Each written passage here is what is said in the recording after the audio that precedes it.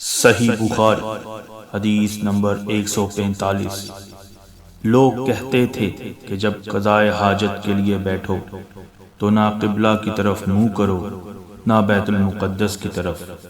یہ سن کر عبداللہ بن عمر رضی اللہ تعالی عنہ نے فرمایا کہ ایک دن میں اپنے گھر کی چھت پر چڑھا تو میں نے نبی کریم صلی اللہ علیہ وسلم کو دیکھا کہ آپ بیت المقدس کی طرف منہ کر کے 2 اینٹوں پر قضائے حاجت کے لیے بیٹھے ہیں۔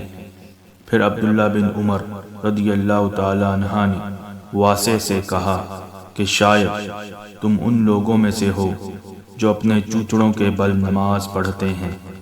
تب میں نے کہا اللہ کی قسم میں نہیں جانتا کہ آپ کا مطلب کیا ہے۔ امام مالک رحمۃ اللہ علیہ نے کہا کہ عبداللہ بن عمر رضی اللہ تعالی عنہ نے اس سے وہ شخص مراد لیا جو نماز میں زمین سے اونچا نہ رہے، سجدہ میں زمین سے چمٹ جائے۔